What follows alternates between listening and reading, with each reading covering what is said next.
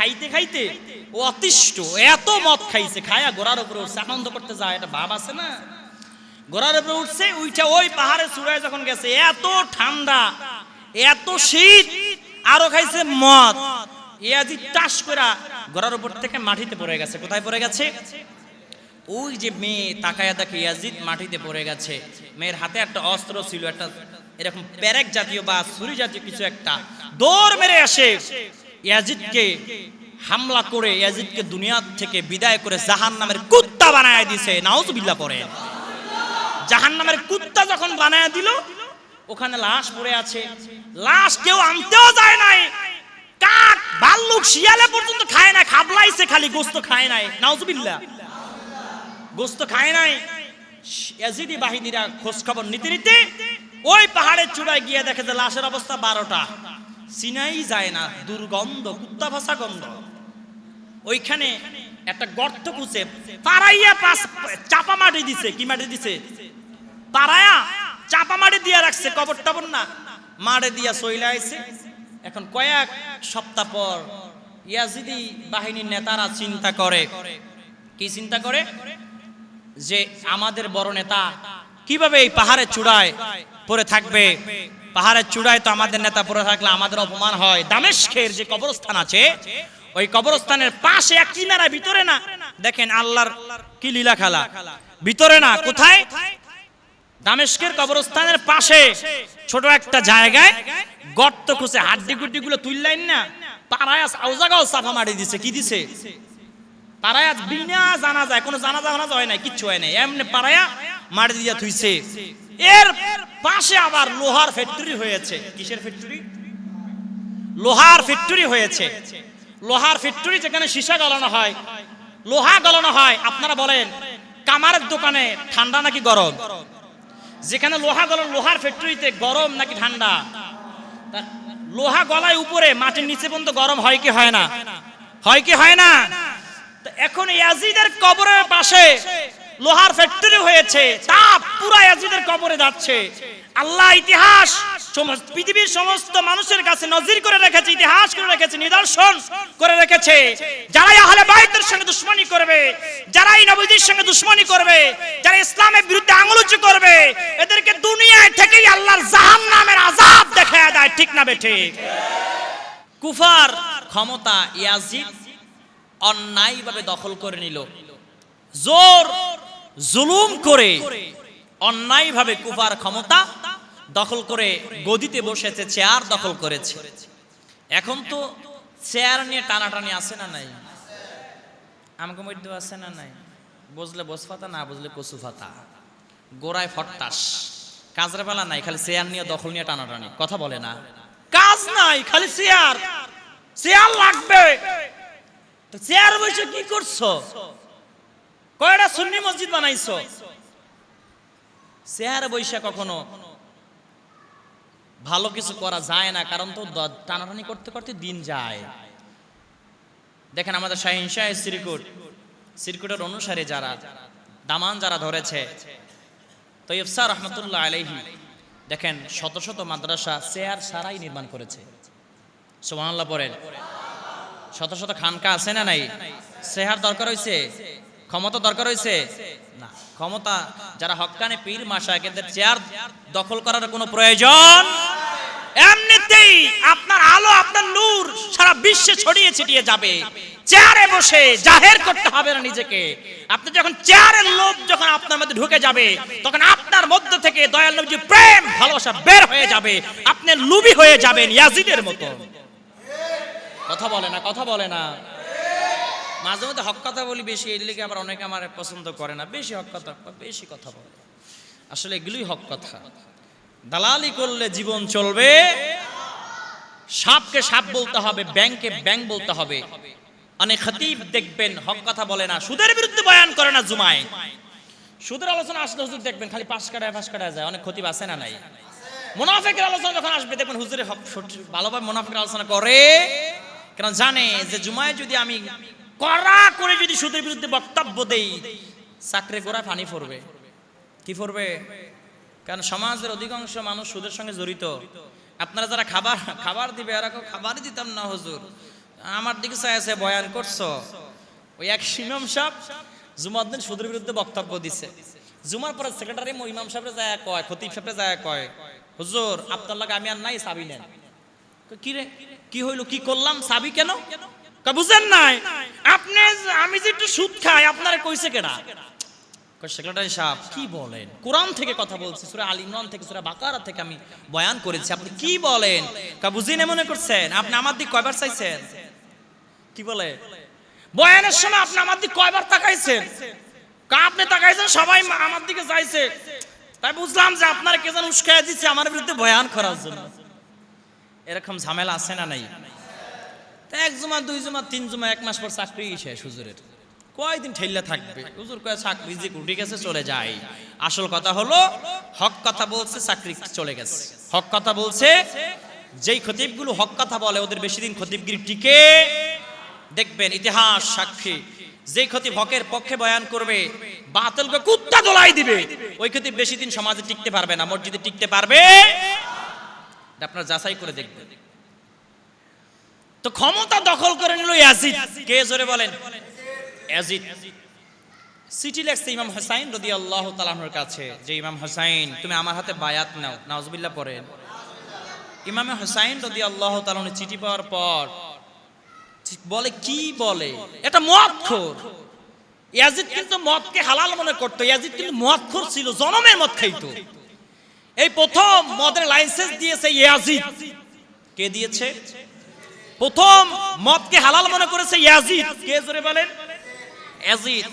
এই মদখোরের হাতে তো আমি বায়াত নিতে পারি না, আমার নানাজানের ইসলামকে আমি এইভাবে ধ্বংস হতে দিতে পারি না, এর বিরুদ্ধে আমাকে রুখে দাঁড়াতে হবে, আমাকে কুফায় যেতে হবে। এর মধ্যে কুফা থেকে একটা, দুইটা, তিনটা নয়, 40,000 চিঠি ইমামে হুসাইন রাদিয়াল্লাহু তাআলা আনহুর কাছে পাঠিয়েছে কুফাবাসী। আর বলে, ইমামে হুসাইন আপনি আসেন, আমরা ইয়াজিদকে আমরা খলিফা মানি না, ইয়াজিদকে আমরা ক্ষমতায় দেখতে চাই না, ইয়াজিদকে মদখোরকে, এই বদমাশকে আমরা মানি না, আপনাকে আমরা মানি, আপনাকে আমরা ভালোবাসি, আপনার হাতে আমরা বায়াত নিতে চাই। ও ইমাম হুসাইন আপনি কুফায় আসেন, আপনার হাতে আমরা বায়াত নিব। সুবহানাল্লাহ পড়েন। একটা দুইটা চিঠি নয়, 40,000 চিঠি পাঠিয়েছে। ইবনে আব্বাস রাদিয়াল্লাহু তাআলা আনহুর কাছে ইমাম হুসাইন রাদিয়াল্লাহু তাআলা আনহু গিয়া বলে, নানা জান, এই যে দেখেন কতগুলো চিঠি পাঠিয়েছে কুফা থেকে, আমাকে যাওয়ার জন্য বলতেছে, ইনভাইট করেছে, আমাকে দাওয়াত দিয়ে নিতে চায়। ও নানা জান আপনি বলেন আমি যাব কিনা? ইবনে আব্বাস রাদিয়াল্লাহু তাআলা ডাক দিয়ে বলে, ইমাম হুসাইন শোনো, কুফাবাসীর হাতের লেখা সুন্দর, কুফাবাসীর মুখের ভাষা সুন্দর, কুফাবাসীর সব সুন্দর, কিন্তু কুফাবাসীর তলোয়ারের আচরণ ভালো না, কারণ এরা তোমার বাবার সঙ্গে ভালো আচরণ করে নাই, এরা তোমার আব্বাজান মাওলা আলী রাদিয়াল্লাহু তাআলা আনহুকেও ছেড়ে দেয় নাই। অতএব কুফাবাসীর হাতের লেখা সুন্দর, কুফাবাসীর ব্যবহার সুন্দর, কিন্তু ওদের মন সুন্দর না, ওদের তলোয়ারের ব্যবহার সুন্দর না, ভালো না।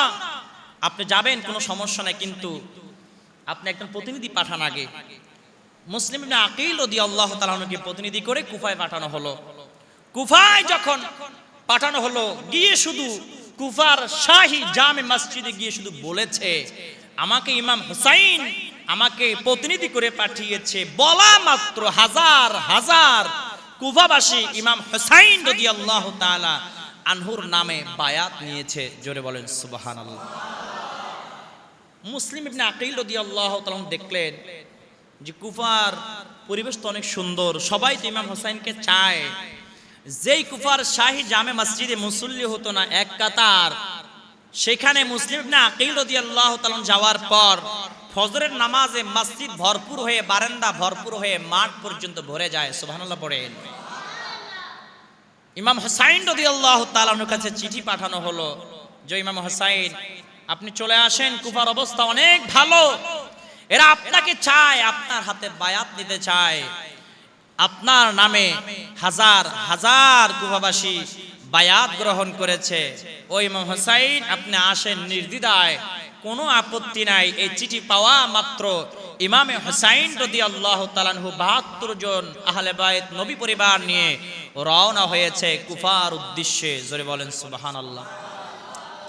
এর মধ্যে দেখেন কি ঘটে গেছে, এর মধ্যে দেখেন কত বড় ঘটনা হয়ে গেছে। এর মধ্যে ইয়াজিদ শুনতে পেল ইমাম হুসাইন রাদিয়াল্লাহু তাআলা আনহু কুফায় আসছেন। শোনা মাত্র ২২,০০০ ইয়াজিদি বাহিনী কারবালার ময়দানে পাঠিয়ে দিয়েছে যেন কোনোভাবে ইমাম হুসাইনকে যেন কুফায় ঢুকতে দেওয়া না হয়। আর এদিকে কুফার শাহী জামে মসজিদের ফজরের নামাজ যখন মুসলিম ইবনে আকিল রাদিয়াল্লাহু তাআলা পড়াতে গিয়েছে, দেখে যেই মসজিদ ফজরের নামাজে হাজার হাজার মুসল্লি, শত শত মুসল্লি, ওই দিন ফজরের নামাজে এক কাতার মুসল্লি নাই, সব ইয়াজিদিপন্থী হয়ে গেছে। নাউজুবিল্লাহ পড়ে। ওই যে বলেছিল কুফাবাসীর হাতের লেখা সুন্দর, কুফাবাসীর ব্যবহার সুন্দর, ভাষা মিষ্টি, কিন্তু অন্তরে বিষ। অন্তরে কি? জোরে বলেন। এদের তলোয়ারে আচরণ ভালো নয়। এরকম জোহরে দেখে আছে ৫ জন, এশায় দেখে আছে ৩ জন, ফজরে দেখে কেউ নাই, কেউ সব গেছে, পালাইছে। এখন মুসলিম ইবনে আকিল রাদিয়াল্লাহু তাআলা চিন্তা করে আর থাকা যাবে না, যেভাবেই হোক আমাকে মদিনার দিকে ফিরে যেতে হবে। ইমাম হুসাইন রাদিয়াল্লাহু তাআলাকে অবশ্যই আটকাতে হবে, যে কুফায় না ঢুকে, কুফায় যদি ঢুকে যায় এই কুফাবাসী ইমাম হুসাইন রাদিয়াল্লাহু তাআলার সঙ্গে ভালো আচরণ করবে, ভালো আচরণ করবে, করবে না। মুসলিম ইবনে আকিল রাদিয়াল্লাহু তাআলা ফজরের নামাজ আদায় করে যখন মদিনার উদ্দেশ্যে রওনা যখন হবে, কুফার শাহী জামে মসজিদের বারান্দায় যখন বের হয়েছে, ইয়াজিদি বাহিনী এসে উপস্থিত হয়ে গেছে। গলার উপর দিয়ে, গর্দানের উপর দিয়ে তলবারি ধরেছে আর বলে, ও মুসলিম ইবনে আকিল কই যাও? বলে আমি মদিনায় যাই, কারণ যদি ইমাম হুসাইন যদি একবার কুফায় চলে আসে, এই কুফাবাসী ইমাম হুসাইনের সঙ্গে ভালো আচরণ করবে না, আমাকে যেভাবেই হোক ইমাম হুসাইনকে বাধা প্রদান করতে হবে, নাহলে কুফাবাসী ইমাম হুসাইনের সঙ্গে ইয়াজিদ শিমার এরা ভালো আচরণ করবে না, যেভাবেই হোক আমাকে মদিনায় ফিরে যেতে হবে, রাস্তায় বাধা দেওয়া লাগবে। ইয়াজিদ বাহিনী বলে, ও মুসলিম ইবনে আকিল তোমাকে তো আর মসজিদ থেকে বের হতেই দেব না, এখানেই তোমাকে জবাই করব। এখানে তোমাকে কি করব? বলা মাত্র কুফার শাহী জামে মসজিদের বারান্দায় শোয়া মুসলিম ইবনে আকিল রাদিয়াল্লাহু তাআলা আনহুকে জবাই করে দিয়েছে। আল্লাহু আকবার বলেন। আপনারা কি মনে করছেন যে মুসলিম ইবনে আকিলকে যারা শহীদ করছিল, জবাই করছিল, ওরা কাফের ছিল? কথা বলেন। কাফের ছিল। ওদের গায়ে আল খল্লা ছিল, মাথায় পাগড়ি ছিল, দাড়ি ছিল, জুব্বা ছিল, সব ছিল। ওরাও মুসলমান দাবি করত, ওদের অন্তরে আহলে বাইতের প্রেম ছিল না, দয়াল নবীজির প্রতি ভালোবাসা ছিল না, ইমাম হুসাইন রাদিয়াল্লাহু তাআলার প্রতি ভালোবাসা ছিল না, যার কারণে ওরা মুসলমান দাবি করার পরেও এত বড় জঘন্যতম কাজ করে শেষ পর্যন্ত ওরা কাফের হয়ে গিয়েছে। জোরে বলেন ঠিক না বেঠিক? বর্তমান সময়ও দেখবেন টুপিওয়ালা, জুব্বাওয়ালা, আল খাল্লাওয়ালা অনেক আছে যারা কথায় কথায় ইয়াজিদের পক্ষে দালালি করে। ইয়াজিদ 200 রাকাত নামাজ পড়ে বলে ইয়াজিদ নাকি কোরআনের হাফেজ ছিল, ইয়াজিদ নাকি নিরীহ নিষ্পাপ ছিল, ইয়াজিদ নাকি মদখোর ছিল না। এমন মন্তব্য অনেক খতিব জুমার বয়ান থেকে ছেড়ে দেয় মুসল্লিদের মাঝে। অনেক পীর খানকা থেকে মুসল্লিদেরকে ইয়াজিদের পক্ষে দালালি করে। মনে রাখতে হবে, এই যে সমস্ত পীর, যে সমস্ত ইমাম খতিব, যে সমস্ত মোল্লা মৌলবীগুলো ইয়াজিদকে সাহাবী বলবে, ইয়াজিদের পক্ষে দালালি করবে, এরা আর কিছু হতে পারে না, হুসাইনি মুসলমান হতে পারে না, এরা ইয়াজিদি কাফের, এরা মুখোশধারী, ইয়াজিদের প্রেতাত্মা, ইয়াজিদের উত্তরসূরি। জোরে বলো ঠিক না বেঠিক? আওয়াজ দিয়ে বলো ঠিক না বেঠিক?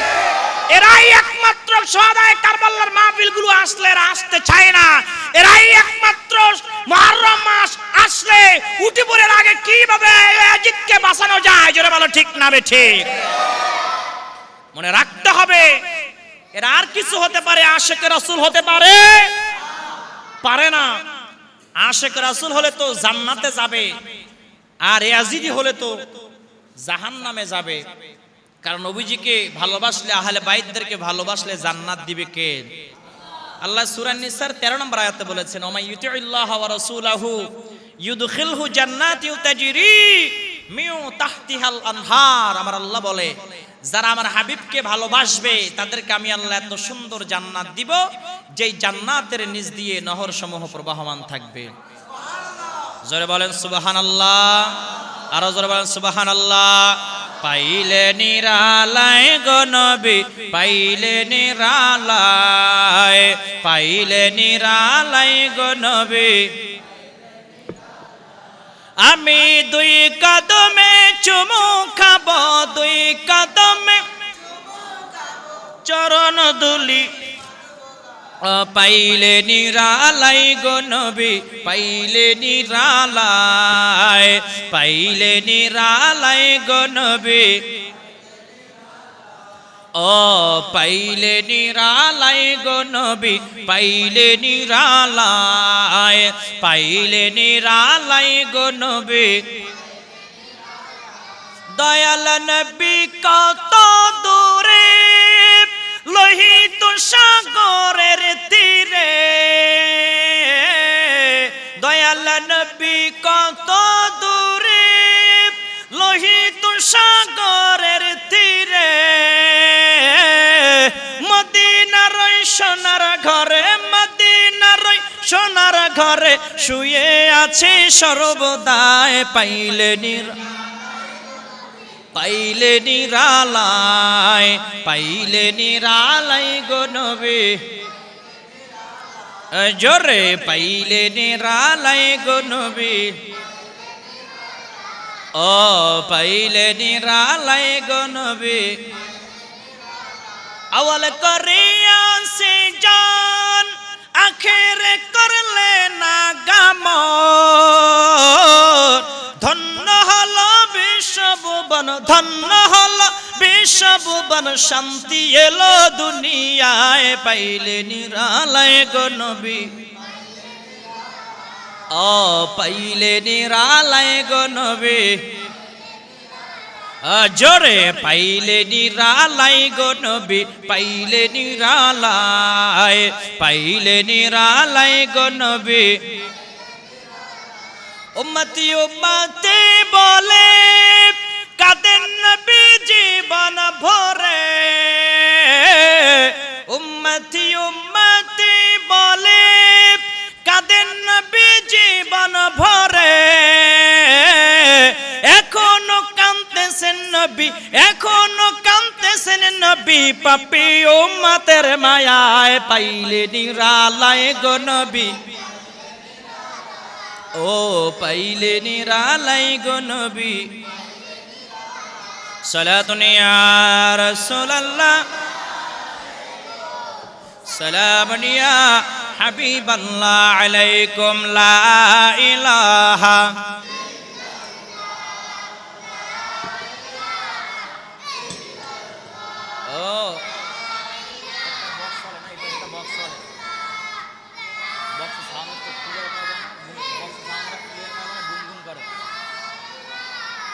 লা ইলাহা ইল্লাল্লাহ, জোরে লা ইলাহা। বক্সের সাউন্ড কমাও, ও লা ইলাহা, মাইকেরটা বাড়াও, বক্সেরটা কমাও। ও লা ইলাহা, আল্লাহ বহুদূর মক্কা মদিনা, আটো বাড়াও। আল্লাহ বহুদূর মক্কা মদিনা, আল্লাহ কেমনে যাব। বক্সটা একটু বাড়াও, মাইকেরটা বাড়াও, মাইকেরটা বাড়াও, বক্সটা একটু বাড়াও। কেমনে যাব জানি না, আল্লাহ বহুদূর মক্কা মদিনা, আল্লাহ কেমনে যাব জানি না। পুরাও মনের বাসনা, লা ইলাহা ইল্লাল্লাহ, জোরে লা। ও হাসবি রব্বি জাল্লাল্লাহ, মা ফি কলবি গায়রুল্লাহ, হাসবি রব্বি জাল্লাল্লাহ, মা ফি কলবি গায়রুল্লাহ। নূর মুহাম্মদ সাল্লাল্লাহ, নূর মুহাম্মদ,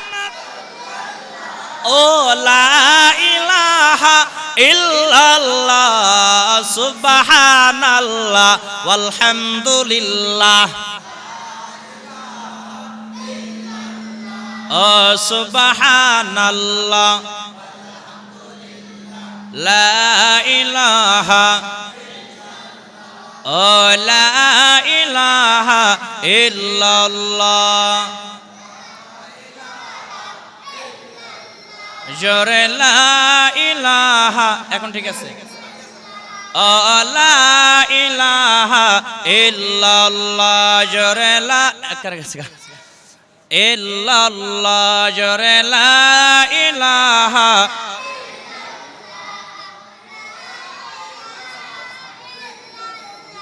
ও লা ইলাহা ইল্লাল্লাহ জোরে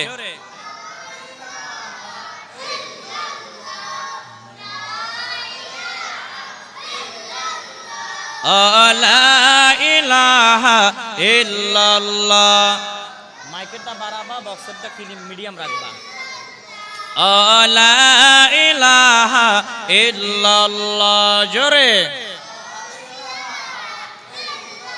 লা ইলাহা ইল্লাল্লাহু মুহাম্মাদুর রাসূলুল্লাহ সাল্লাল্লাহু আলাইহি ওয়াসাল্লাম সাউন্ড ঠিক না থাকলে বয়ান করা যায় না এটা আমাদের অভ্যাস আমাদের শর্ত দেওয়া থাকে টাকা যা দেবেন দেন সাউন্ড ঠিক লাগবে এটা বলা থাকে প্রত্যেক কমিটিকে এটা নির্দেশ দেওয়া থাকে আমার শর্ত সবকিছু উল্টাপাল্টা হতে পারবে সাউন্ড উল্টাপাল্টা হতে পারবে ভাত না দেন সমস্যা না খাইয়া যাবো হোটেলে খামো কিন্তু সাউন্ড দিয়ে কষ্ট দিলে আর পাবেন না আমার সিস্টেম এটা কিন্তু এখানে কষ্ট হচ্ছে না কিন্তু সব ঠিক আছে এই বক্সটা বেশি গুমগুম করে না আপনারাই তো বুঝেন না আমি বুঝি না আপনারা বুঝুন করতে নিজে বয়ান করে নিজের কানেই বুঝি না এই জন্য মাইক ঠিক আছে হয়তো মাইকের কোনটা সাউন্ড মাইকের কোনটা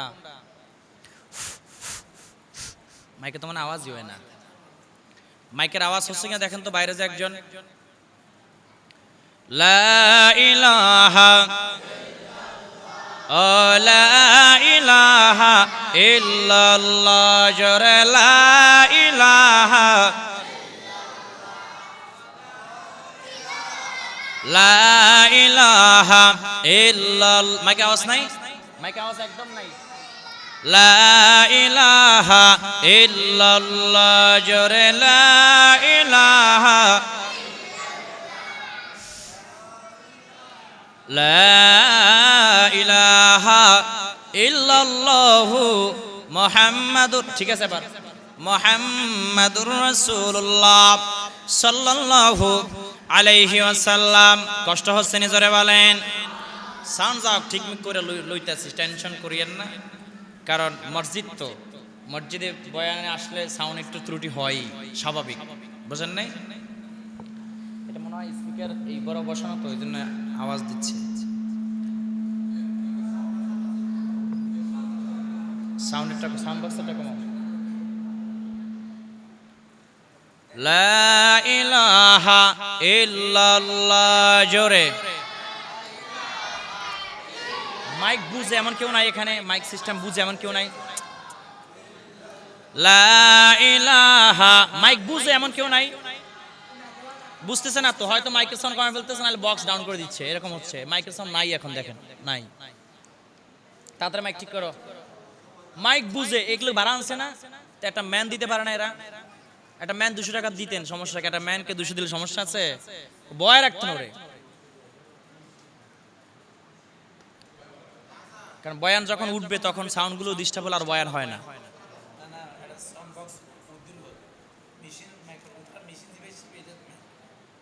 আলাদা আলাদা তাহলে মাইকেরটা গেল এখন তো মাইকেরটাও কমায় বলছে মাইক আওয়াজ নাই এটা মাইকেরটা এটা মাইকেরটা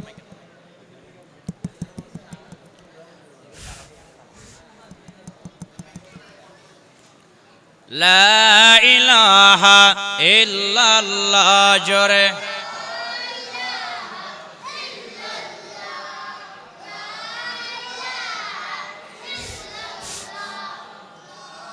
লা ইলাহা ইল্লাল্লাহ জোরে লা ইলাহা ইল্লাল্লাহ জোরে লা ইলাহা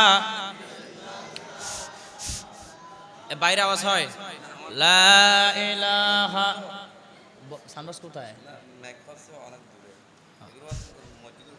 মাইকে এখন আওয়াজ হয়? হইছে, সাউন্ড ঠিক আছে না এখন? ওকে, আর কেউ লারা দিয়েন না, ঠিক আছে, এখন ঠিক আছে, এখন ঠিক আছে না? কথা বোঝা যায় না? লা ইলাহা ইল্লাল্লাহ, জোরে লা ইলাহা, লা ইলাহা ইল্লাল্লাহু মুহাম্মাদুর রাসূলুল্লাহ। কষ্ট নিয়ে জোরে বলেন। ও নবীর আশিকের দল, ইমামে হুসাইন রাদিয়াল্লাহু তাআলা আনহুর প্রতিনিধি মুসলিম নাকিল রাদিয়াল্লাহু তাআলা আনহুকে যখন ইয়াজিদি বাহিনীরা শহীদ করে দিল, ছোট ছোট দুইজন বাচ্চা, মুসলিম নাকিল রাদিয়াল্লাহু তাআলা আনহুর দুইজন ছোট ছোট বাচ্চা মদিনার দিকে দৌড়ায়, মদিনার দিকে দৌড়ায়, মদিনার দিকে দৌড়ায়, আর আসমানের দিকে তাকায়া ডাক দিয়া বলে, রে বাতাস, রে পাখি, মদিনার দিকে যদি যাও ইমাম হুসাইনের কানে খবরটা পৌঁছায়া দিও, কুফার অবস্থা ভালো না, কুফা যেন ইমাম হুসাইন যেন প্রবেশ না করে। জোরে কোন আল্লাহু আকবার। শেষ পর্যন্ত মুসলিম নাকিল রাদিয়াল্লাহু তাআলা আনহুর দুইজন সন্তান, ছোট ছোট আহলে বাইত, ছোট ছোট দুইজন সন্তানকে ইয়াজিদি বাহিনীরা শহীদ করে দিয়েছিল, জবাই করে দিয়েছিল। জোরে কোন আল্লাহু আকবার।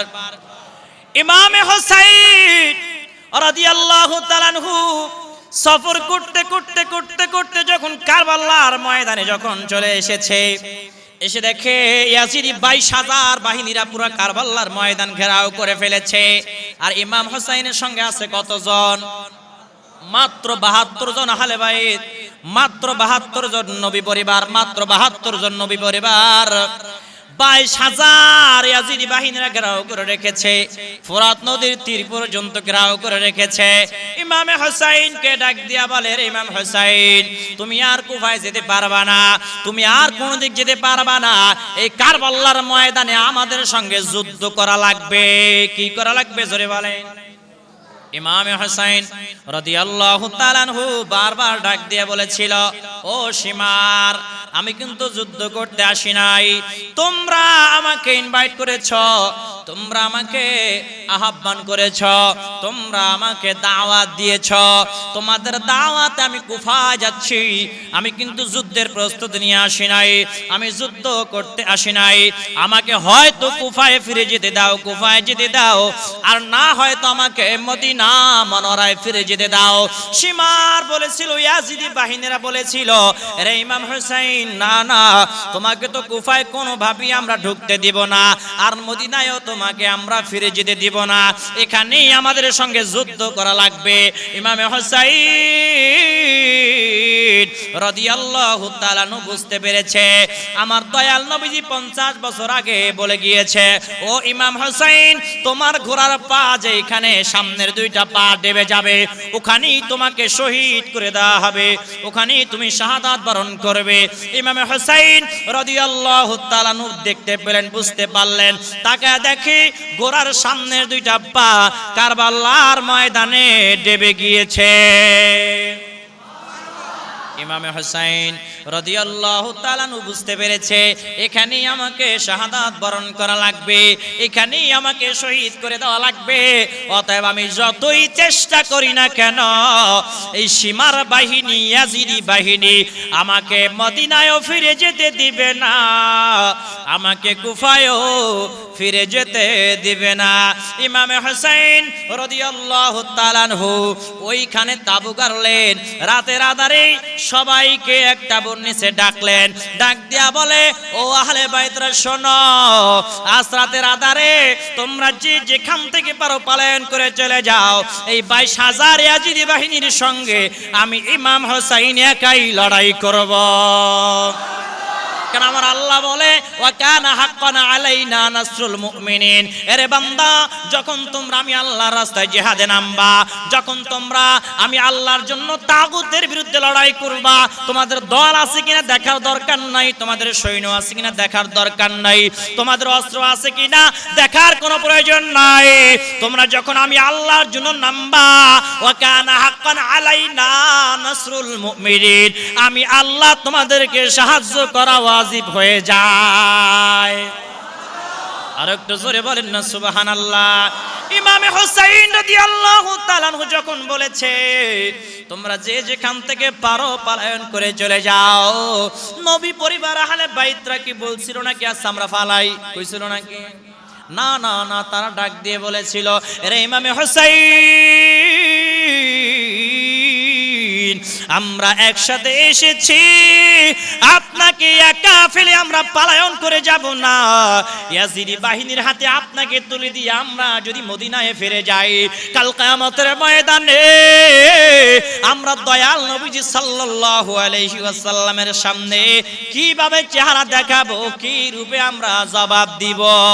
যদি জীবন দিতে হয়, রক্ত যদি দিতে হয়, আমরা কারবালার ময়দানে জীবন দেয়া দিব, রক্ত দেয়া দিব, জান দেয়া দিব, মাল দেয়া দিব, কিন্তু কারবালার ময়দানে আপনি ইমাম হুসাইনকে একা ফেলে আমরা মদিনায় ফিরে যাব না। জোরে বলেন না সুবহানাল্লাহ। মুহররমের 10 তারিখে কি ঘটাইল রব্বানা, কলিজা ফাটিয়া যায় রে বলিতে তার ঘটনা। হাসান শহীদ জহরেতে, হুসাইন শহীদ কারবালায়, জয়নাল আবদিন বন্দি গরইল ইয়াজিদের ওই জেলখানায়। জোরে বলেন ঠিক কিনা? ও নবীর আশিকের দল, ইমামে হুসাইন রাদিয়াল্লাহু তাআলা আনহু এবার জিহাদে যাওয়ার জন্য ইয়াজিদি বাহিনীর বিরুদ্ধে লড়াই করার জন্য প্রস্তুতি গ্রহণ করতেছে। এমন সময় ইমামে হুসাইন রাদিয়াল্লাহু তাআলা আনহুর স্ত্রী শাহরবানু ডাক দিয়া বলে, স্বামী গো, আপনি বেঈমানদের বিরুদ্ধে লড়াই করবেন, আপনি ইয়াজিদি পীরের বিরুদ্ধে, ইয়াজিদি বাহিনীর বিরুদ্ধে আপনি লড়াই করবেন, আপনি ইয়াজিদের বিরুদ্ধে লড়াই করবেন, কোনো সমস্যা নাই, আপনি যান, কোনো আপত্তি নাই। এই যে আমার কোলে তাকায় দেখি আমাদের আদরের পুত্র, শিশু পুত্র আলী আসগর পানির পিপাসায় হা করে আছে।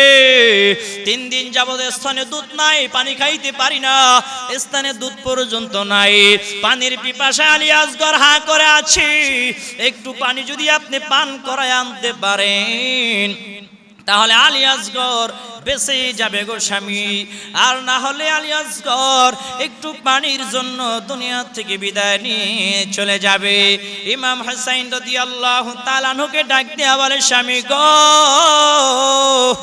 ওদের দ্বন্দ্ব আপনার সঙ্গে আমাদের সঙ্গে, এই ছোট মাসুম বাচ্চার সঙ্গে তো কোনো দ্বন্দ্ব নাই, আপনি একটু কোলে করে নিয়ে যান, সীমার যদি দেখে একটু মায়া হতেও পারে, একটু দয়া হতেও পারে, একটু পানি যদি দিয়ে দেয়, আমার বুকের ধন কলিজার টুকরা আলী আসগর একটু পানি খাওয়ার কারণে বেঁচে যাবে।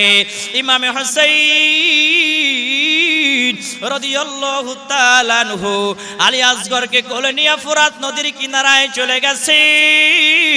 সীমারকে ডাক দিয়া বলে, রে সীমার, একটু পানি তোমরা ছেড়ে দাও, তোমাদের যত দ্বন্দ্ব আমার সঙ্গে, আমাদের সঙ্গে, এই ছোট বাচ্চার সঙ্গে তো কোনো দ্বন্দ্ব নাই, একটু পানি ছেড়ে যদি দাও আমার সন্তানটা বেঁচে যাবে, একটু পানি তোমরা আমাকে দাও। যদি বিশ্বাস না হয় তোমরা কোলে করে নিয়ে একটু পানি পান করায়া দাও। ওরে নবীর উম্মত, উম্মত, সীমার বাহিনীর মন নরম হয় নাই, মন নরম হয় নাই, মন গলে যায় নাই। সীমার ইয়াজিদ বাহিনী পানির পরিবর্তে বিষাক্ত তীর নিক্ষেপ করে দিয়েছিল। আল্লাহু আকবার জোরে বলেন। বিষাক্ত তীর নিক্ষেপ করে দিয়েছিল। বিষাক্ত তীর নিক্ষেপ করার কারণে আলী আসগর রাদিয়াল্লাহু তাআলা আনহুর এই গলার এখান থেকে ঢুকে এখান থেকে বের হয়ে গিয়েছিল। টপ টপ টপ টপ করে রক্তগুলো ফোরাত নদীর কিনারায় পড়ে ইমামে হুসাইন রাদিয়াল্লাহু তাআলা আনহু চোখের পানি ছেড়ে দিয়া কাঁদে, রক্তগুলো হাতের মধ্যে মাখে আর চিল্লায় কাঁদে আর বলে, আলী আসগর কলিজার টুকরা সন্তান, একটু পানির জন্য তোমাকে বাঁচাইতে পারলাম না, নিষ্ঠুর সীমার একটু পানি দিল না, একটু পানির পরিবর্তে তোমাকে দুনিয়া থেকে বিদায় করে দিল। কান্না করতে করতে আলী আসগর রাদিয়াল্লাহু তাআলা আনহুকে কোলের মধ্যে নিয়ে তাঁবুর কাছে চলে গেছে। বিবি স্ত্রী শাহরবানুকে ডাক দিছে, ওগো আমার স্ত্রী, বের হও বের হও, তোমার সন্তান আলী আসগর জনমের জন্য ঘুমায়া গেছে রে, আর পানির জন্য কান্না করবে না, আর পানির জন্য ঠোঁট নাড়াবে না, আর ক্ষুধার যন্ত্রণা একটু দুধ খাওয়ার জন্য কান্না করবে না, আর পা নাড়াবে না। সীমার আজির বাহিনী জনমের জন্য ঘুম পাড়ায়া দিছে রে, আর কলিজার টুকরা সন্তান তাকাবে না, আর কলিজার টুকরা সন্তান পানির জন্য ঠোঁট নাড়াবে না, আর কলিজার টুকরা সন্তান এক ফোঁটা পানির জন্য হা করে থাকবে না। একটু পানির জন্য পানি না দিয়া ওই সীমার বিষাক্ত তীর নিক্ষেপ কইরা আমার কলিজার টুকরা আলী আসগরকে দুনিয়া থেকে বিদায় কইরা দিছে। আহারে বিবি শাহরবানু কাঁদে, ইমাম হুসাইনও কাঁদে, কান্না করে শেষ পর্যন্ত যুদ্ধের জন্য প্রস্তুতি নিচ্ছে। আমার দয়াল নবীজি সাল্লাল্লাহু আলাইহি ওয়াসাল্লাম ওই যে পাগড়ি মুবারক হাদিয়া দিয়েছিল, উপহার দিয়েছিল, ওই পাগড়ি মুবারক ইমামে হুসাইন রাদিয়াল্লাহু তাআলা আনহু মাথার মধ্যে লাগাইছে। আমির হামজা রাদিয়াল্লাহু তাআলা আনহুর জিহাদের যে পোশাক, লোহার পোশাক, ওই পোশাক গায়ের মধ্যে দিছে। মাওলানা আলী রাদিয়াল্লাহু তাআলা আনহুর যে জুলফিকার তলোয়ার, ওই জুলফিকার তলোয়ার হাতের মধ্যে নিছে। হাতের মধ্যে নিয়া এবার যখন জিহাদের ময়দানে, যুদ্ধের ময়দানে যখন অ্যাটেন্ড করবে, এমন সময় ইমামে হুসাইন রাদিয়াল্লাহু তাআলা আনহুর বোন জয়নবকে কাছে ডাকলেন, ডাক দিয়া বলে, বোন, তোমরা যদি কোনোভাবে যদি কেহ এই কারবালার ময়দান থেকে যদি জীবিত ফিরে মদিনায় ফিরে যদি যেতে পারো, এরে বর, এই 3 দিন যাবত আহলে বাইতরা যে কত কষ্ট করেছে পানির জন্য, 3 দিন যাবত নবী পরিবার যে কত কষ্ট করেছে একটু পানির জন্য, মদিনায় গিয়ে কোনো বিচারকের কাছে বিচার দিবা না, কোন আদালতের কাছে গিয়া বিচার দিবা না, কোন মানুষের কাছে গিয়া বিচার দিবা না। আমার জয়নাল আব্দিন, আমার সন্তান যদি বেঁচে থাকে খেয়াল রাখবা, আর আমাকে যখন ইয়াজিদি বাহিনীরা যখন ফিসে ফেলবে, যখন আমার গর্দানটা যখন আলাদা করে দিবে, ঘোড়া দিয়ে যখন ফিষ্ট করে ফেলবে, আমার সন্তানকে আমার কাছে আনবা না। আমার কলিজার টুকরা সন্তান সহ্য করতে পারবে না। ও নবীর আশিকের দল, ওই কারবালার ময়দান থেকে শুধু 2 জন বেঁচে ফিরেছিল, জয়নব রাদিয়াল্লাহু তাআলা আনহু এবং জয়নাল আবদিন রাদিয়াল্লাহু তাআলা আনহু। জয়নাল আবদিন একজন মাত্র পুরুষ, যে পুরা কারবালার ঘটনাটা নিজের স্বচক্ষে দেখেছিল, বেঁচে ফিরেছিল দেখে। জয়নাল আবদিন একজন মাত্র পুরুষ, যে দৃশ্যগুলো দেখেছিল, কত কষ্ট করেছে নবী পরিবাররা, ইয়াজিদি বাহিনীরা নবী পরিবার আহলে বাইতের সঙ্গে কি রূপ আচরণ করেছে, পানির জন্য কত কষ্ট দিয়েছে, কত নির্যাতন করেছে, কত জ্বালা যন্ত্রণা দিয়েছে। জয়নাল আবদিন যতদিন পর্যন্ত দুনিয়ায় বেঁচে ছিল, কখনো একবারের জন্য হাসে নাই, একবারের জন্য হাসে নাই। জয়নব এবং জয়নাল আবদিন মদিনায় ফিরে যায় কোন মানুষের কাছে ঘটনাগুলো খুলে বলে নাই।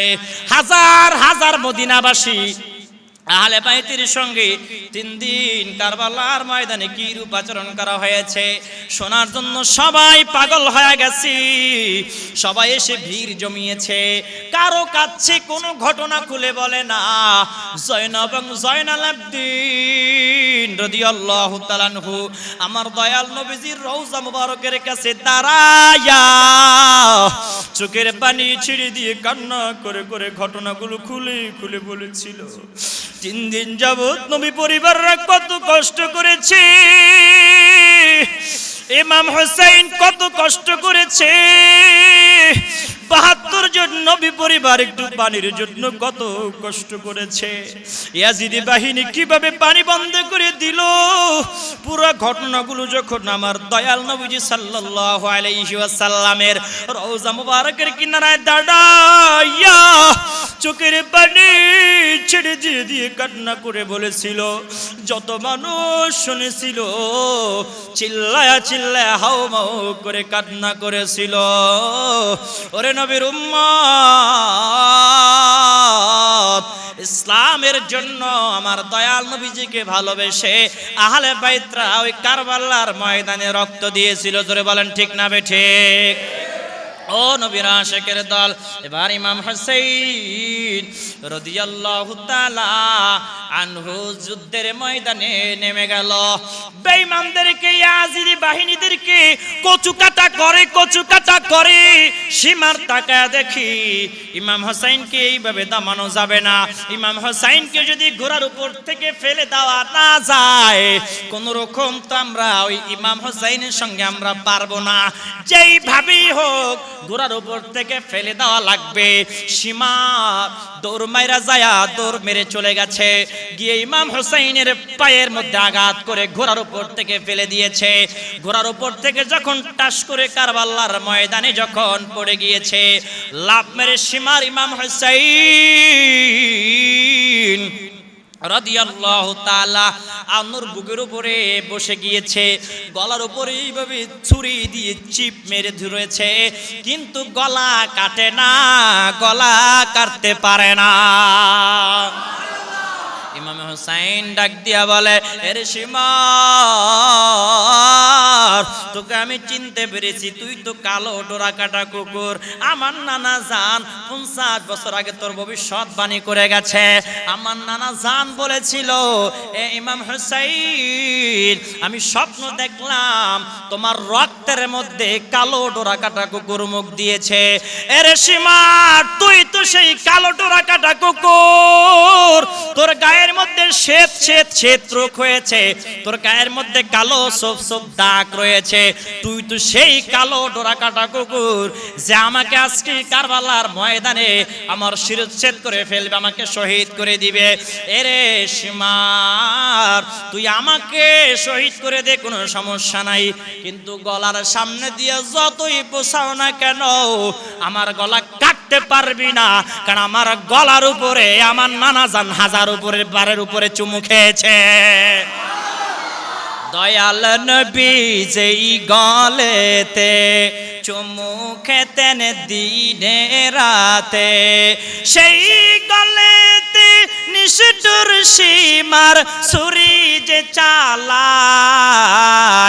কারবালার করুণ কাহিনী কেমনে ভোলা যায়, কারবালার করুণ কাহিনী। ইমাম হুসাইন শহীদ হয় রে, ইমাম হুসাইন শহীদ হয় রে কারবালার ময়দান। কারবালার করুণ কাহিনী, ও কারবালার করুণ কাহিনী কেমনে ভোলা যায়, কারবালার করুণ কাহিনী কেমনে ভোলা যায়। সালাতুনিয়া সালামুনিয়া লা ইলাহা লা ইলাহা জোরে লা ইলাহা ইল্লাল্লাহ, জোরে লা ইলাহা ইল্লাল্লাহু মুহাম্মাদুর রাসূলুল্লাহ সাল্লাল্লাহু আলাইহি ওয়াসাল্লাম। ও নবীর আশিকের দল, ইমাম হুসাইন রাদিয়াল্লাহু তাআলা আনহু ডাক দিয়া বলে, এরে সীমার, তুই আমার গলার উপর দিয়া ছুরি চালাইতে পারবি না, ছুরি চালাইতে পারবি না, কারণ আমার গলা কোন রকম কাটবে না। কারণ হলো আমার গলার উপরে আমার নানা জান হাজার হাজার বার চুমু খেয়েছে। এরে সীমার, আমাকে যদি তুমি শিরচ্ছেদ করতে চাও, যদি জবাই করে দিতে চাও, উপর করে তারপরে আমার গর্দানের উপর দিয়ে তুমি ছুরি চালায়া দাও, কেটে যাবে। এরে সীমার, তবে একটা অনুরোধ, একটা আবদার আছে, আমাকে 2 রাকাত নামাজ পড়ার সুযোগ দাও। সুবহানাল্লাহ, জোরে বলেন। শহীদ হয়ে যাবে, জীবনটা চলে যাবে, তারপরেও আহলে বাইতরা নামাজের কথা বলে নাই। আর আমরা মুসলমান, ঘরের পাশে আজান হয়, মুসল্লি মসজিদে আইতে চায় না, ঠিক কিনা জোরে বলেন। আহলে বাইতকে ভালোবাসি বললে হবে না, নবীজিকে ভালোবাসি বললে হবে না, নামাজ পড়া লাগবে কি লাগবে না? লাগবে কি লাগবে না? নামাজ নাই, দোয়া নাই, কালাম নাই, কিচ্ছু নাই, আপনি যদি বলেন আপনি নবীজিরে ভালোবাসেন, ঠিক আপনি আশিক রাসূল দাবি করতে পারবেন, কিন্তু জান্নাতে যাইতে পারবেন না। জান্নাতে যাইতে গেলে দয়াল নবীজিকে ভালোবাসা লাগবে, আহলে বাইতদেরকে ভালোবাসা লাগবে, নামাজও পড়া লাগবে, জোরে বলেন ঠিক কিনা?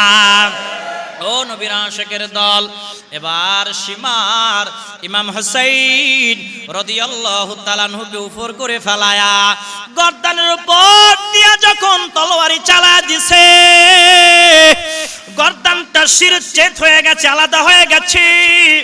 আলাদা করেও কিন্তু সীমার কিন্তু ক্ষান্ত হয় নাই, ইয়াজিদি বাহিনীরা কিন্তু থেমে যায় না। 70টা ঘোড়া ইমাম হুসাইন রাদিয়াল্লাহু তাআলা আনহুর শরীর মুবারকের উপরে, দেহ মুবারকের উপরে চালায় দিছি। 70টা ঘোড়া দৌড়ায়, আর ইমাম হুসাইন রাদিয়াল্লাহু তাআলা আনহুর শরীরটা ঝাঁঝরা ঝাঁঝরা হয়ে যায়। এখানে সীমার বাহিনী ইয়াজিদ কিন্তু থেমে যায় নাই। ইমাম হুসাইন রাদিয়াল্লাহু তাআলা আনহুর শির মুবারক, মাথা মুবারক বর্ষার উপরে গেথে ওই কুফার মধ্যে আনন্দ মিছিল করেছিল ইয়াজিদি বাহিনী, জোরে কান্না নাউজুবিল্লাহ। কি করেছিল জোরে বলেন? আনন্দ মিছিল করেছিল। মিছিল করতে করতে করতে করতে ইয়াজিদের দরবারে গিয়েছিল। ইয়াজিদের দরবারে যাওয়ার পর একটি প্লেটের মধ্যে ইমাম হুসাইন রাদিয়াল্লাহু তাআলা আনহুর শির মুবারক, মাথা মুবারক রাখা হলো। দেখেন ইয়াজিদকে কিভাবে আবু জাহেলের গোষ্ঠীরা নির্দোষ বলে, দেখেন কেমনে বলে, আমি বুঝাই কুল পাই না। ইয়াজিদ কিন্তু দেখা একবারও বলে নাই, এই সীমার, কেন ইমাম হুসাইনকে শহীদ করছো, তোদেরকে ফাঁসির কাস্টে ঝোলায়া দিলাম, তোদেরকে মৃত্যুদণ্ড দিলাম, একবারও কিন্তু বলে নাই। বলছিল হাররার যতগুলো ঘটনা আছে কোন জায়গায় ইতিহাস পাবেন না। ইয়াজিদ বলেছিল, রে সীমার, তুই ভালো কাজ করেছো, আর লাঠি হাতে নিয়া ইমাম হুসাইনের ঠোঁট মুবারকের উপরে এই ইয়াজিদ লাঠি দিয়া খোঁচায় আর বলে, এরে ইমাম হুসাইন বেশি বাড়াবার ছিলি, এখন তোর কেমন লাগে ঠোঁটের মধ্যে গুতায়। একজন বয়োবৃদ্ধ সাহাবী বসা ছিল, ডাক দিয়া বলে, এরে ইয়াজিদ, এতক্ষণ যা কিছু করেছো মুখ বুঝে আমি সহ্য করেছি, এরে ইয়াজিদ এখন তুমি কি করছো এটা আমি সহ্য করতে পারলাম না, আমি মানতে পারলাম না। তুমি কার ঠোঁটের মধ্যে লাঠি দিয়া গুতাও, কার ঠোঁটের মধ্যে লাঠি দিয়া আঘাত করো রে ইয়াজিদ? আমার সামনে আমার দয়াল নবীজি হাজার হাজার বার এই ইমাম হুসাইনের ঠোঁট মোবারকে চুমু খেয়েছে, আর তুমি ওই ঠোঁটের মধ্যে লাঠি দিয়া গুতাও। শুধু এখানেই ক্ষান্ত হয় নাই, আর সীমার সহ যারা ইমাম হুসাইনকে শহীদ করে দিয়েছিল তাদেরকে উপহার দিয়েছিল, পুরস্কৃত করেছিল। নাউজুবিল্লাহ পড়েন, আরো জোরে কর নাউজুবিল্লাহ। পুরস্কৃত করেছিল। তাহলে ইয়াজিদ নির্দোষ নাকি কাফের? জোরে বলেন, মুসলমান নাকি কাফের? ইয়াজিদের দালালি যারা পছন্দ করতো, কি করতো? কিন্তু এই মেয়েটা আহলে বাইতদেরকে ভালোবাসতো, কোন রকম ইয়াজিদের সঙ্গে মেলামেশা করবে না, দেখা করবে না, সাফ জানিয়ে দিয়েছে। হঠাৎ একদিন ইয়াজিদকে খবর পাঠালো যে ইয়াজিদ, তুমি যদি অমুক পাহাড়ের চূড়ায় আসো, বরফের পাহাড়ের নিচে আসো, তোমার সঙ্গে মিলন করব, আমি তোমার সঙ্গে মেলামেশা করব, আমি রাজি। ইয়াজিদের একটা বাজে অভ্যাস ছিল, বান্দর নিয়ে খেলা করতো। কি নিয়ে? আপনারা কি বলেন? বান্দরকে আপনারা কি বলেন? বান্দর হত্যা না, কি বলে? বান্দর। বান্দর, এই যে বাঁদর, এই বাঁদর নিয়ে যখন খেলা করে, এটা একটা অভ্যাস। ইয়াজিদ তো হ্যাপি হ্যাপি, খুশি। আমার এত বছরের সাধনা, এত সুন্দর মেয়ের সঙ্গে দেখা করতে যাব। মদ খাইতে খাইতে ও অতিষ্ঠ, এত মদ খাইছে, খায়া গোড়ার উপরে উঠছে, আনন্দ করতে যায়, এটা ভাব আছে না? গোড়ার উপরে উঠছে, উইটা ওই পাহাড়ে চূড়ায় যখন গেছে, এত ঠান্ডা, এত শীত, আরো খাইছে মদ। ইয়াজিদ টাস করে গোড়ার উপর থেকে মাটিতে পড়ে গেছে। কোথায় পড়ে গেছে? ওই যে মেয়ে তাকায়া দেখে ইয়াজিদ মাটিতে পড়ে গেছে। মেয়ের হাতে একটা অস্ত্র ছিল, একটা এরকম পেরেক জাতীয় বা ছুরি জাতীয় কিছু একটা, দৌড় মেরে আসে ইয়াজিদকে হামলা করে ইয়াজিদকে দুনিয়া থেকে বিদায় করে জাহান্নামের কুত্তা বানায় দিয়েছে। নাউজুবিল্লাহ পড়ে। জাহান্নামের কুত্তা যখন বানায় দিল, ওখানে লাশ পড়ে আছে। লাশ কেউ আনতেও যায় নাই, কাক ভাল্লুক শিয়ালে পর্যন্ত খায় না, খাবলাইছে খালি, গোস্ত খায় নাই। নাউজুবিল্লাহ, গোস্ত খায় নাই। ইয়াজিদি বাহিনীরা খোঁজ খবর নিতে নিতে ওই পাহাড়ের চূড়ায় গিয়ে দেখে যে লাশের অবস্থা 12টা, চিনাই যায় না, দুর্গন্ধ, কুত্তা ভাষা গন্ধ। ওইখানে একটা গর্ত খুঁজে পাড়াইয়া চাপা মাটি দিছে। কি মাটি দিছে? পাড়ায়া চাপা মাটি দিয়া রাখছে, কবর টবর না, মাটি দিয়া চইলা আইছে। এখন কয়েক সপ্তাহ পর ইয়াজিদি বাহিনীর নেতারা চিন্তা করে। কি চিন্তা করে? যে আমাদের বড় নেতা কিভাবে এই পাহাড়ের চূড়ায় পড়ে থাকবে? পাহাড়ের চূড়ায় তো আমাদের নেতা পড়ে থাকলে আমাদের অপমান হয়। দামেস্কের যে কবরস্থান আছে, ওই কবরস্থানের পাশে এক কিনারা, ভিতরে না, দেখেন আল্লাহর কি লীলা খেলা, ভিতরে না, কোথায়? দামেস্কের কবরস্থানের পাশে ছোট একটা জায়গায় গর্ত খুঁজে হাড্ডি গুড্ডি গুলো তুললেন না, পাড়ায় আউজাগাও সাফা মারি দিছে। কি দিছে? পাড়ায় বিনা জানাজা, কোনো জানাজা হয় নাই, কিচ্ছু হয় নাই, এমনি পাড়ায় মাটি দিয়া থুইছে। এর পাশে আবার লোহার ফ্যাক্টরি হয়েছে। কিসের ফ্যাক্টরি? লোহার ফ্যাক্টরি হয়েছে। লোহার ফ্যাক্টরি, যেখানে সীসা গলানো হয়, লোহা গলানো হয়। আপনারা বলেন, কামারের দোকানে ঠান্ডা নাকি গরম? যেখানে লোহা গলানো, লোহার ফ্যাক্টরিতে গরম নাকি ঠান্ডা? লোহা গলায় উপরে, মাটির নিচে পর্যন্ত গরম হয় কি হয় না? হয় কি হয় না? এখন ইয়াজিদের কবরের পাশে লোহার ফ্যাক্টরি হয়েছে, তাপ পুরো ইয়াজিদের কবরে যাচ্ছে। আল্লাহ ইতিহাস পৃথিবীর সমস্ত মানুষের কাছে নজির করে রেখেছে, ইতিহাস করে রেখেছে, নিদর্শন করে রেখেছে। যারাই আহলে বাইতের সঙ্গে দুশমনী করবে, যারাই নবীজির সঙ্গে দুশমনী করবে, যারা ইসলামের বিরুদ্ধে আঙুল উঁচু করবে, এদেরকে দুনিয়ায় থেকেই আল্লাহর জাহান্নামের আযাব দেখায় দেয়। ঠিক না বে ঠিক? নজরে কোন ঠিক কিনা বে ঠিক? ইতিহাস সাক্ষী, যারাই আমার দয়াল নবীজির সম্মান আজমাত নিয়ে কটূক্তি করেছে, মিলাদুন নবী তাবারককে গু বলেছে, যারা মাজার ভেঙ্গে গুড়িয়ে দিবে বলেছে, ইতিহাস সাক্ষী মরার সময় চেহারাটা কুত্তার মতো হয়ে গেছে। কবর হইছে টয়লেটের পাশে গু খাওয়ার জন্য। কথা বলে না? কবর কোথায় হয়? টয়লেটের লগে। যেমন ইয়াজিদের কবর হইছে আগুনের লগে, এই ইয়াজিদের মুরিদদের ভক্তদের কবর হয় পায়খানার লগে। কথা বলে না? ঠিক না বে ঠিক? নবী না চিনিলা কি যে ভুল করিলা, নবী না চিনিলা কি যে ভুল করিলা, বসমে ঢালিলা ঘি, মানুষ হইয়া ভাবতে আসিয়া মানুষের করিলা কি। জোরে বলেন ঠিক কিনা? আর কিছু পারুক আর না পারুক, ইয়াজিদি পীরেরা মানুষদের ঈমান চুরি করতে পারছে। জোরে বলেন ঠিক কিনা? তেলের গাড়ি তেলে চলে, হাওয়ার গাড়ি হাওয়ায় চলে, তেল বিনে চলায় গাড়ি নবী সুলাইমান। আমরা সেই মুসলমান, আমরা সেই মুসলমান, আমরা জীবন দিয়া দিব ইয়াজিদের পীরদের কাছে। আমরা ইয়াজিদের দালালদের সঙ্গে আমরা কোনো আপোষ করব না। ঠিক কি নজরে বলে? আজকের কারবালার ঘটনা থেকে আমরা কি বুঝলাম? জীবন চলে যাবে, বাতিলের কাছে আমরা মাথা নত করব না। ঠিক কি নজরে বলেন? কারবালার রক্তের বিনিময়, আহলে বাইতের রক্তের বিনিময়, ইমাম হুসাইন রাদিয়াল্লাহু তাআলা আনহুর রক্ত মুবারকের বিনিময় এই ইসলাম কায়েম হয়েছে, প্রতিষ্ঠিত হয়েছে, ইসলাম জিন্দা হয়েছে। জোরে বলেন ঠিক কি না? ইসলাম জিন্দা होता है हर কারবালা কি বাত। ইসলাম জিন্দা হয়েছে কারবালার আহলে বাইতের রক্তের বিনিময়ে, ইমাম হুসাইনের রক্তের বিনিময়ে। প্রয়োজনে আমরা সুন্নি জনতা আবার রক্তের বন্যা বয়ে দিব। তারপরে দুশমন রাসূলদেরকে, আহলে বাইতের দুশমনদেরকে, ওলিদের দুশমনদেরকে বাংলার জমিন আমরা টিকতে দিব না। ঠিক কিনা জোরে বলেন, আরো জোরে বলেন ঠিক কিনা? ঠিক। বাতিলদের বিরুদ্ধে, বেঈমানদের বিরুদ্ধে, দুশমন রাসূলদের বিরুদ্ধে, দয়াল নবী সাল্লাল্লাহু আলাইহি ওয়াসাল্লামের বিরুদ্ধে যারা কথা বলে ওদের বিরুদ্ধে কে কে স্লোগান দিতে রাজি আছো? ডান হাত তুলে আল্লাহকে দেখায়া দাও। নারায়ে তাকবীর দেন।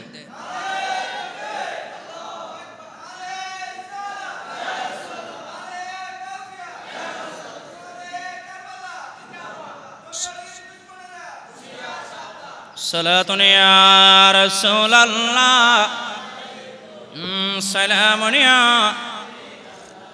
লা ইলাহা। যারা বাইরে আছেন চলে আসেন, ওয়াজ শেষ, এখন মিলাদ কাম হবে। ওয়াজ শেষ, যারা বাইরে আছেন চলে আসেন। তাবারক আছে নি? তাবারক আছে, তাবারক আছে, তাড়াতাড়ি আসেন। এখন আইব সিস্টেম মাইদ্যন লাগে। এক জায়গায় হুজুরে বয়ান করতে গেছে, হ্যাঁ, হুজুর যায় লোক নাই, কমিটির জিজ্ঞায় লোক কই? হুজুর লোক আইব তাবারকের সময় 4টা বাজে। হুজুর কা মানুষ নাই, বয়ান কারে করব? হুজুরও চালাক, বয়ানের মাঝখান দিয়ে কয় তাবারক খালি কইছে। যারা যায় ঘুমাইছে যে 4টা বাজে উঠতে যাইব তাবারক আনতে, আরে লঙ্গি টঙ্গি থুইয়া দাও, তাবারক আনতে যায়।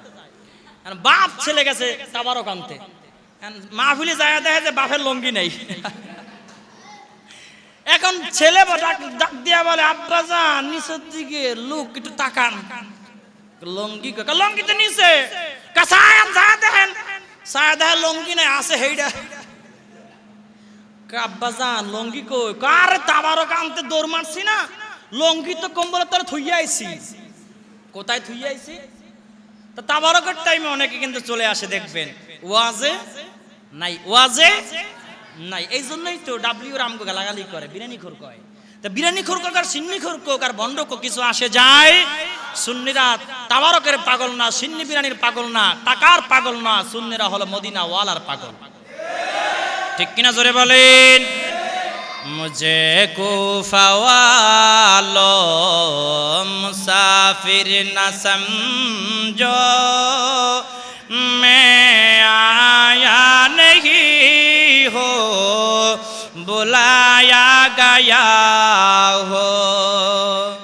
मुझे कूफा वालो मुसाफिर न समझो, मैं आया नहीं हो बुलाया गया हो।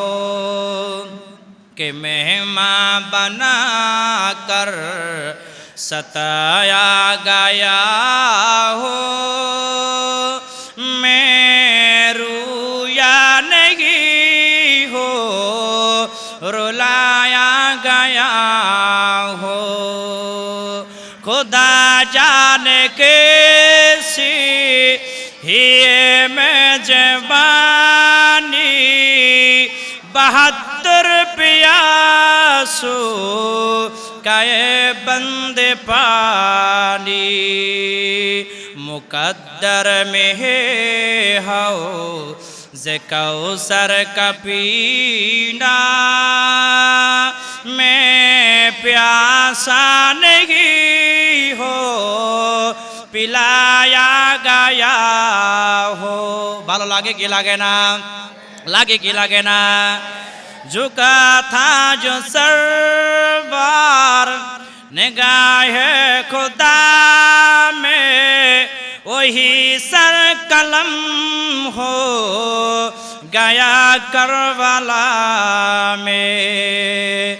शहादत की मंजिल को पाया है मैंने, मैं मुर्दा नहीं हो जिलाया गया हो, मुझे कूफा वालों मुसाफिर न समझो, मैं आया नहीं हो बुलाया गया हो। আলহামদুলিল্লাহ, আল্লাহ রাব্বুল আলামিন আমাদের সবাইকে কবুল করুক, আমিন। আর জোরে কোন আমিন। আপনারা কি রাগ করেছেন? ইয়াজিদি ফুরকে দোলাই এগুলো আমার দেওয়া অভ্যাস। আমি তো আগে ইয়াজিদি ফিরে মুরিদি ছিলাম। কিসের মুরিদ ছিলাম? সরমনের মুরিদ ছিলাম। আমি সাভার আসলে দায়িত্বশীল ছিলাম আমি। ওদের একটা সংগঠন আছে, ইসলামিক শাসনতন্ত্র ছাত্র আন্দোলন, ওটার দায়িত্বশীল আমি ছিলাম। মাসে মাসে 500 টাকা ইয়ানত দিতাম, টাকা দিতে হয়, ওদেরও ইয়া আছে, ফান্ড আছে। কিন্তু যখনই দেখলাম যে ইয়াজিদকে সাহাবি বলল, ইয়াজিদ দালালি করছে না, বলছে কয় ইয়াজিদ 200 টাকা নামাজ পড়তো, কয় ইয়াজিদ হাফেজ কোরআন ছিল, এদের আমল কম ছিল না, ইয়াজিদ রাষ্ট্র পরিচালনার ক্ষমতা ছিল, জ্ঞানী ছিল, ইলমি ছিল, মেধাবী ছিল। দালালি যখন করছে দেখলাম যে না, এই ফিরের লগে থাকলে গাছ বাইয়া খালি মান্দার গাছ বাদে বাসি উঠতে পারবো, কিন্তু জান্নাতে যাওয়া সম্ভব। দেখবেন ওরা বাইয়া বাইয়া বাসে উঠে সাইমানা সিরালায়, স্টেজ সিরালায়, বক্তার গালে কামড় দিয়ে গোস্ত খাইয়ালায়, কিন্তু মান্দার গাছে উড়ে না। কথা বলে না, খেজুর গাছে উড়ে।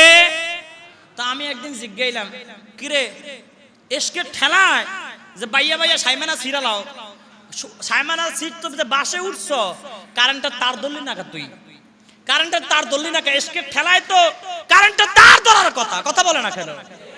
এসকে যদি উঠে যখন জজবার হালে চলে যায়, তখন তো তার দুনিয়ার কোনো খেয়াল থাকবে না, ও কারে না আগুন না পানি দেখবে না, ও তো লাফালাফি করবে। কথা বলে না।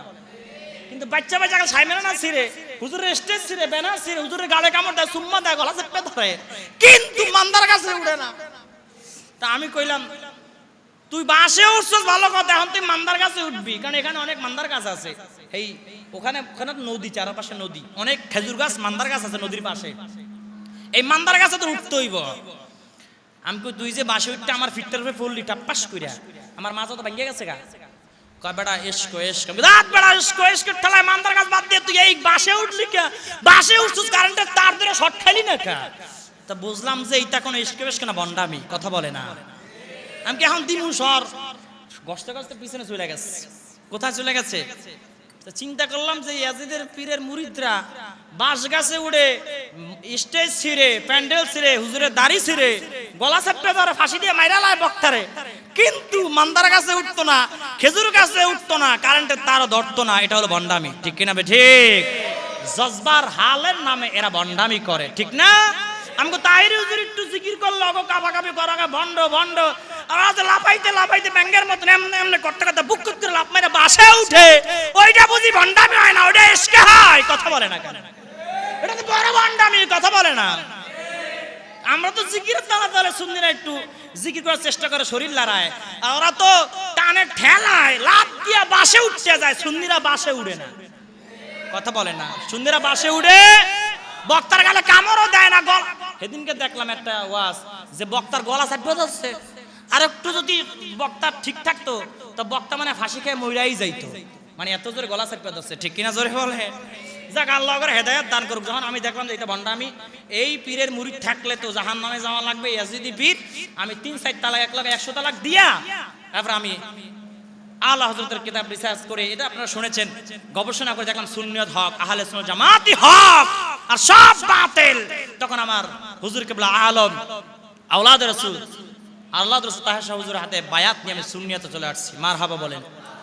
সুন্নিয়তে আসার পর থেকে এই পর্যন্ত আলহামদুলিল্লাহ যত বয়ান করি দেখি তত তৃপ্তি পাই, ভালো লাগে। কি লাগে জোরে বলেন? টাকা যা দেয় কিন্তু মন ভালো লাগে। অনেক জায়গায় গাড়ি ভাড়াও হয় না। অনেকে মনে করে, অনেক সুন্নিরা কমেন্ট করে, আমার এদেরকে চিনি, এরা কমেন্ট করে কি জানেন? টিহা কামাইতে আইছো। যারা প্রোগ্রাম করেছে, এই আনোয়ারাতে আমি অসংখ্য প্রোগ্রাম করেছি, এই আশেপাশে অনেক জায়গায় আসছি, জিজ্ঞেস করবেন কয় টাকা দিছে, জিজ্ঞেস করবেন কত টাকা আমাকে দেয়, আর কয় টাকা আমি চুক্তি করি, কিন্তু চুক্তিই করি না। কথা বলে না। তোমাদের সাথে চুক্তি করছি, বলছি কত দিবা, অথচ ঢাকার থেকে একটা গাড়ি নিয়ে আসলে আপ ডাউন ৮,০০০ টাকা খরচ আছে। কত টাকা? তারপর ক্যামেরাম্যান আছে, নিজের খরচ আছে, তা ৮,০০০ টাকা। অনেক মাহফিল থেকে তো ৬,০০০ টাকা দেয় না। তাহলে আমার গাড়ি ভাড়াটা পোষায় থেকে নিজের পকেট থেকে দেই সুন্নিয়তের প্রচারের জন্য। টাকার লোভ আমি করি না, কারণ আমি সুন্নিয়ত আসছিলাম বয়ান করার জন্য না, আমি তো আগেই বয়ান করতাম। আসছি এই কারণে যে সুন্নি হওয়ার পর যে আমাকে সুন্নিরা দাওয়াত দিবে কল্পনাও করি নাই। আমি মনে করছি সুন্নিয়ত আইসা মাদ্রাসা চালাবো, ব্যবসা বাণিজ্য করবো, জীবন কেটে যাবে। কিন্তু আমাকে যে আপনারা অ্যাকসেপ্ট করেছেন, ভালোবাসা দিয়ে মাঠে জায়গা করে দিয়েছেন, এটাই শুকরিয়া। কিয়ামত পর্যন্ত করলেও তা ফুরাবে না। জোরে বলেন ঠিক না বেঠিক?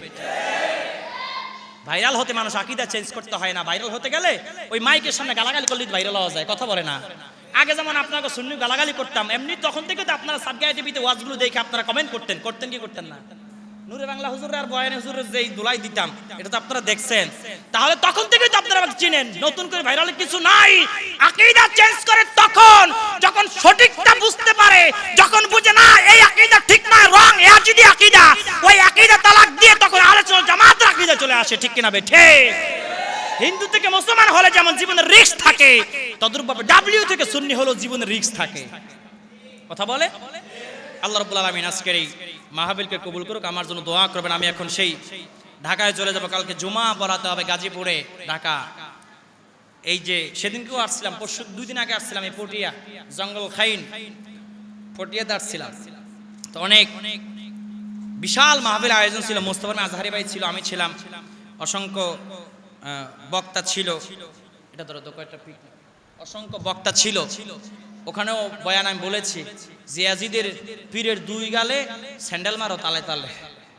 ইয়াজিদি পীরের 2 গালে সুবহানাল্লাহ জোরে বলেন। দরকার আছে না নাই? কারণ এই দেশের কঠিন পরিস্থিতিতে, কঠিন অবস্থায় যে আসতে পেরেছি, এটাই তো শুকরিয়া। আলহামদুলিল্লাহ বলেন।